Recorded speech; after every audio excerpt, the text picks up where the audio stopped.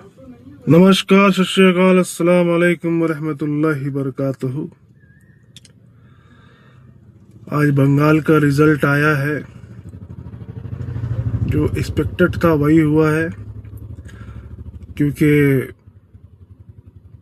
जिस पार्टी को जिताने के लिए सारी सरकारी तंत्र, मशीनरी, सीआरपीएफ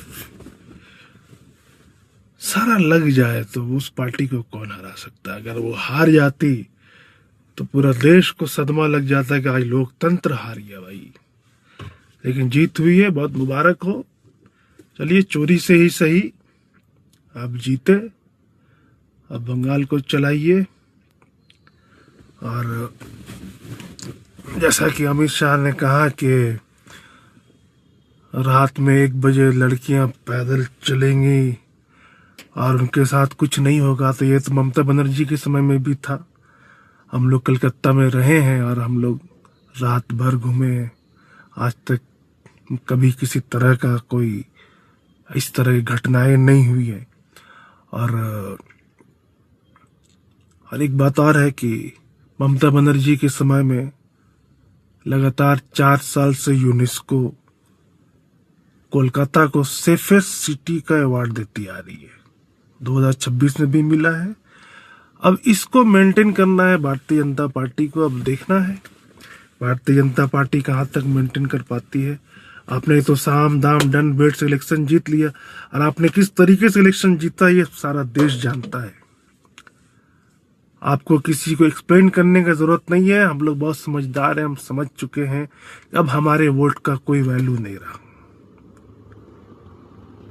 जो पहले था लोकतंत्र जनता का, जनता के द्वारा, जनता के लिए,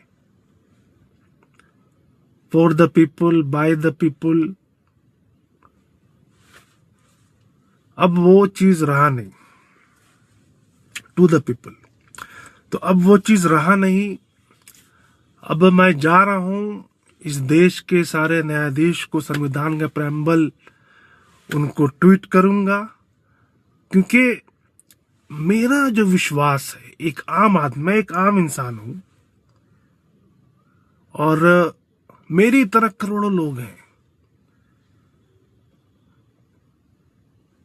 जिनके साथ देश में कभी भी कुछ गलत होता था तो उनको कोर्ट पे विश्वास रहता था, और वो लोग बड़ा बिंदास बोलते थे, I will see you in the court. लेकिन अब शायद हम ये उतने विश्वास के साथ, क्या हम तो कह ही नहीं पाएंगे आई will see you in the court. जमाने से थाना को भ्रष्टाचारी का अड्डा या भ्रष्ट तंत्र में जोड़ा जाता था। क्या भाई ये थानेदार अच्छा नहीं है, घूसखोर है, हरामखोर है।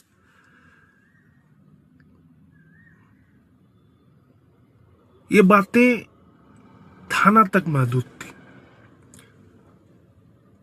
तो कुछ भी किसी के साथ गलत होता था तो लोगों का विश्वास कोर्ट में था एटलीस्ट, कि लोग ये कहते थे हम कोर्ट चले जाएंगे तो कोर्ट में मेरे लिए न्याय होगा।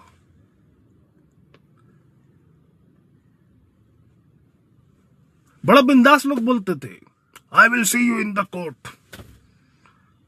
लेकिन अब नहीं कह पाएंगे। I am sorry supreme court, I am sorry high court, I am sorry civil court. अब कोई भी आम हिंदुस्तानी ये कह नहीं पाएगा I will see you in the court. अब ये क्यों हुआ है, कैसे हुआ है, किस लिए हुआ है, ये आप हमसे ज्यादा बेहतर समझदार हैं, अक्लमंद लोग हैं, काफी ऊंचे पदों पर हैं, सम्मानित पदों पर हैं। हम लोग तो आम इंसान हैं, हम लोग कुछ नहीं है, वी आर नथिंग।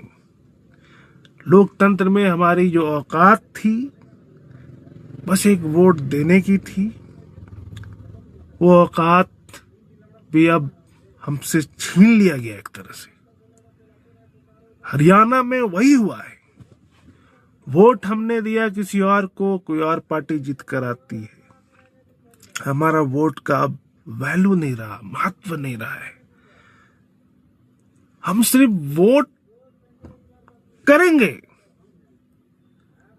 वोट करेंगे, वोट करना हम नहीं बोलेंगे, वोट लेकिन करेंगे किसी पार्टी को जिताने के लिए नहीं, किसी को बस ये के लिए कि हमारा डेटा मेंटेन रहे। क्योंकि फिर सरकारें आएंगी, उसके बाद एसआईआर में नाम डालेंगे, बोलेगा आप कहाँ थे, वोट नहीं दे रहे, 5 बार से 4 बार से आप मर गए हैं।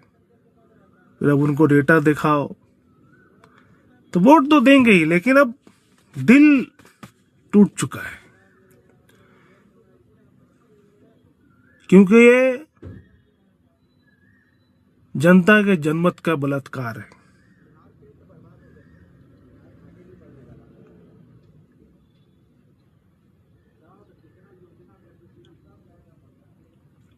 जो हरियाणा में हुआ वही बंगाल में हुआ है, और पूरे देश ने देखा। आज मैं ये वीडियो के माध्यम से जो लोग खुशी मना रहे हैं, चोरी पे जो लोग खुशी मना रहे हैं, मैं बस यही करना चाहूंगा, भाई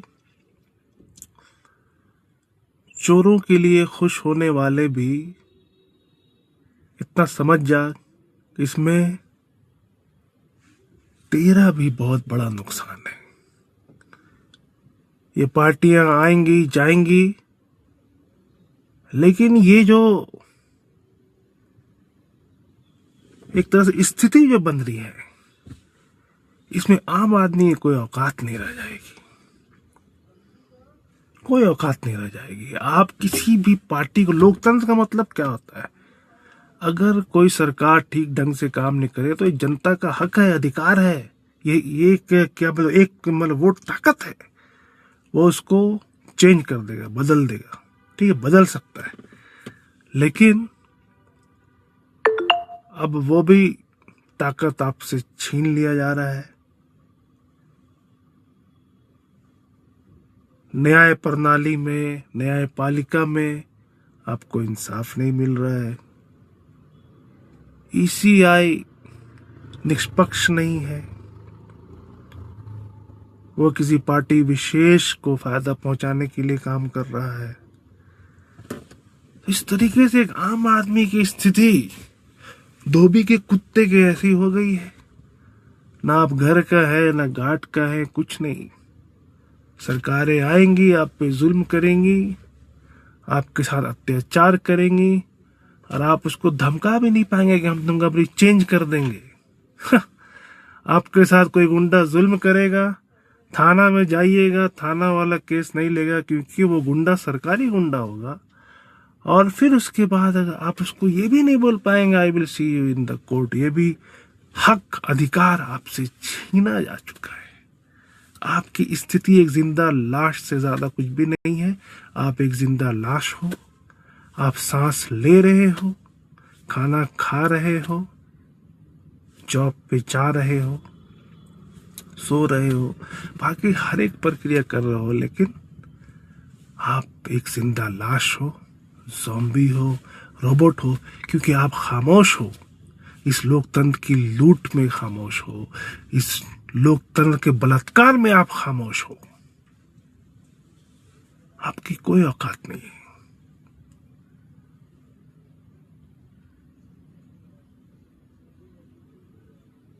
लोकतंत्र का डिफिनेशन जो है अब चेंज हो चुका है। पहले लोकतंत्र का डिफिनेशन था जनता का, जनता के लिए, जनता के द्वारा बनाई गई कोई भी प्रणाली, सरकार हो, पंचायत हो, जो भी हो। लेकिन अभी क्या है?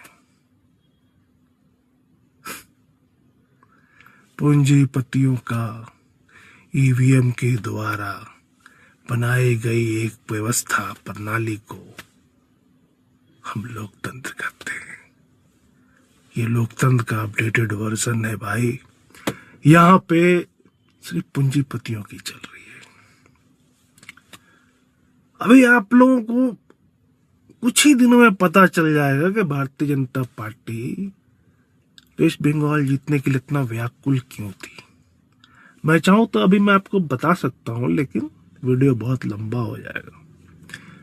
आने वाली स्थिति आप लोग खुद देखेंगे। आप लोग के अंदर की जिज्ञासा को मैं मतलब कैसे खत्म कर सकता हूँ। तो जिज्ञासा बनाए रखिए और देखिए भारतीय जनता पार्टी आखिर क्यों बंगाल के लिए इतना व्याकुल थी। आपको सारा कुछ देखने मिलेगा, बहुत जल्द आप देखेंगे। आप देख करके आप लोग एक्सपीरियंस करेंगे, अरे यार ये मैटर था। चलिए ठीक है, जो हरियाणा में हुआ सारा देश खामोश रहा, सारी अपोजिशन पार्टीज खामोश थी, no protest, nothing, they are doing nothing.